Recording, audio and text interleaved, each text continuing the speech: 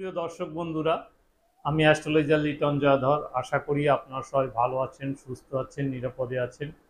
আপনারা ভালো থাকেন, সুস্থ থাকেন, নিরাপদে থাকেন, এই কামনাই করি।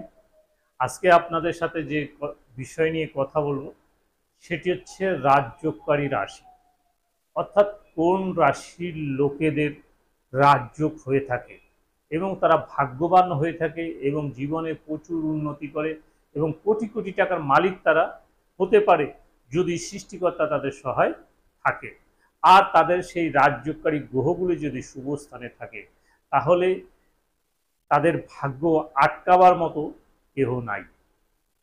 আজকে আলোচনা করব সেই রাজযোগকারী রাশিগুলো কি কি, কোন রাশির লোকেরা কোটি কোটি টাকার মালিক হতে পারবে। তো আলোচনাটি নিঃসন্দেহে একটি গুরুত্বপূর্ণ আলোচনা বা আপনাদের মনোভূত একটি আলোচনা। সুতরাং এই আলোচনাটি বুঝতে হলে অবশ্যই ভিডিওটির প্রথম থেকে শেষ পর্যন্ত দেখতে হবে। প্রথম থেকে শেষ পর্যন্ত দেখলে আপনার কি রাশি এবং সেই রাশি অনুসারে আপনার রাজযোগ আছে কিনা সেটি আপনি জেনে নিতে পারবেন। সেই সাথে রিকোয়েস্ট করি, আমার এই ভিডিওর নিচে যে সাবস্ক্রাইব বাটন রয়েছে এটি সাবস্ক্রাইব করবেন এবং পাশে থাকার বেল আইকনটি বাজিয়ে দেবেন যেন পরবর্তী ভিডিওগুলি অতি সহজে আপনারা দেখতে পারেন এবং আমার সাথে যুক্ত থাকতে পারেন। আসলে রাজযোগ যদি আপনার হয়ে থাকে তাহলে আজ হোক কাল হোক আপনি অবশ্যই একটি ভালো সম্মানের স্থানে যেতে পারবেন। আজকে আপনি দারিদ্রতায় থাকতে পারেন, দুঃখে কষ্টে থাকতে পারেন, অর্থ অভাবে থাকতে পারেন, কিন্তু টুডে আর টুমোরো অবশ্যই আপনি একটি ভালো স্থানে যেতে পারবেন। তো আজকে সেই রাজযোগকারী গ্রহ নিয়ে আলোচনা করব। তো চলুন আমরা এই হোয়াইট বোর্ড থেকে এই বিষয়টি বোঝার চেষ্টা করি। তো আমাদের যে রাশিচক্র রয়েছে এটি মোট 12টি রাশি রয়েছে। তা সর্বপ্রথম যে রাশিটি সেটি হচ্ছে মেষ রাশি, তারপর হচ্ছে বৃষ রাশি, মিথুন রাশি, কর্কট রাশি, তারপর হচ্ছে সিংহ রাশি,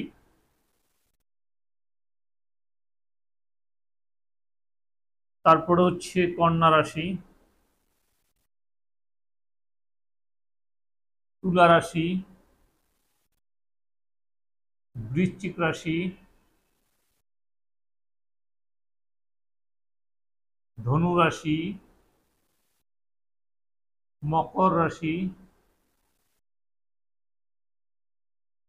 তারপর হচ্ছে কুম্ভ রাশি, সর্বশেষ রাশি হচ্ছে মীন রাশি। এই হচ্ছে আমাদের মোট 12টি রাশি। এখন এই 12টি রাশির ভিতরে কোন কোন রাশিতে রাজযোগ সৃষ্টি করে এবং কিভাবে রাজযোগ সৃষ্টি হয় সেটি আমরা দেখব। তো প্রথমে আমরা দেখি এই বৃষ রাশি।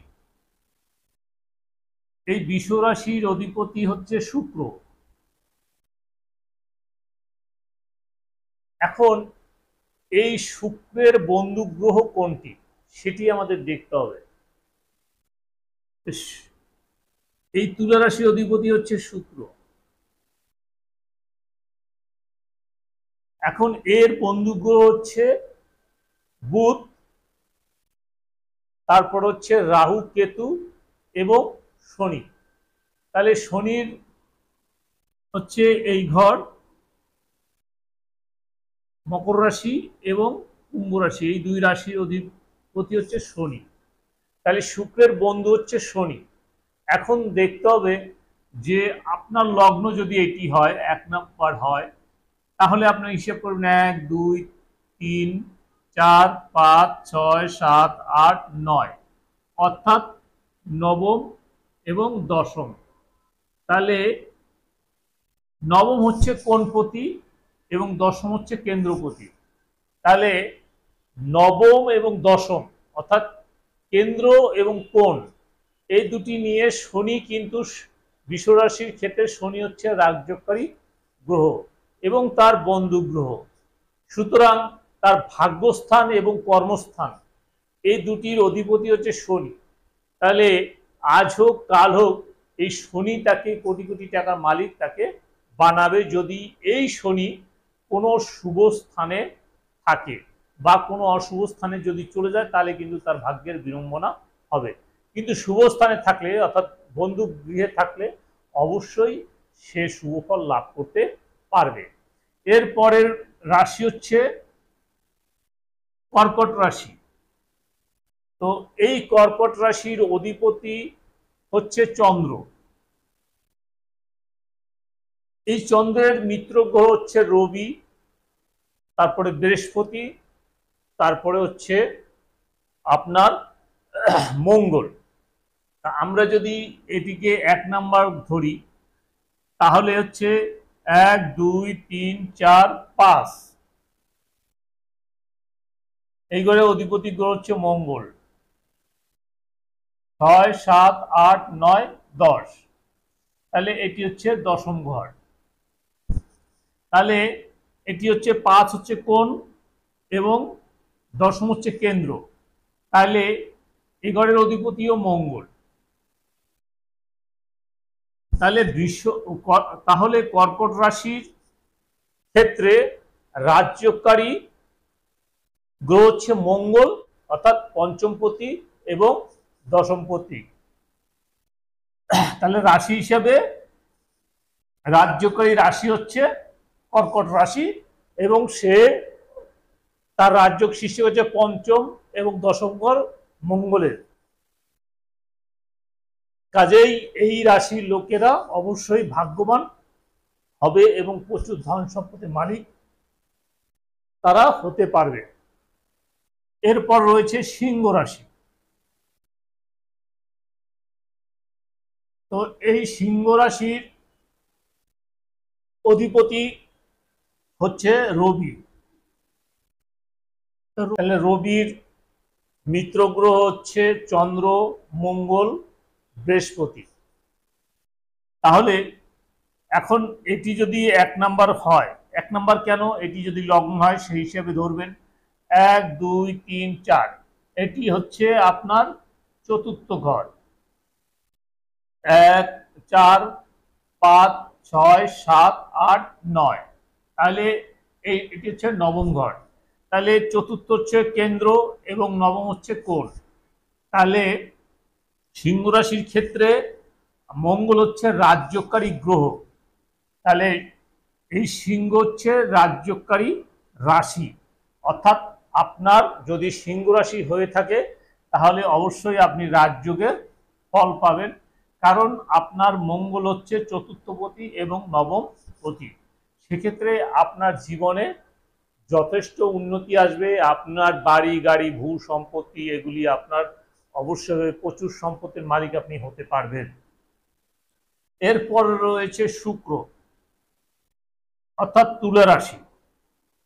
তা তুলা রাশি যদি আপনার হয়ে থাকে সেক্ষেত্রেও এটি রাজযোগকারী রাশি।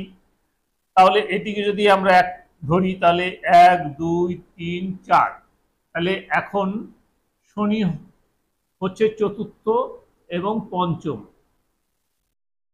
তার মানে হচ্ছে কেন্দ্রপতি এবং কোণপতি হচ্ছে শনি। তাহলে তুলা রাশির ক্ষেত্রে রাজ্যকারী গ্রহ হচ্ছে শনি এবং আপনার রাশি হচ্ছে তুলা, অর্থাৎ রাজ্যকারী রাশি হচ্ছে তুলা। তাহলে আপনি অবশ্যই জীবনে সাফল্য লাভ করতে পারবেন এবং প্রচুর ধন সম্পত্তির মালিক হতে পারবেন, কারণ আপনার রাশি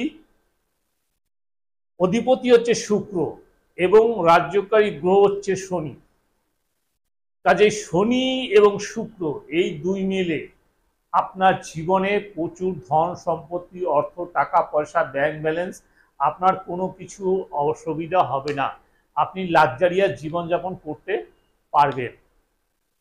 এরপরে যদি রাজ্যকারী রাশি হয় সেটি হচ্ছে মকর রাশি।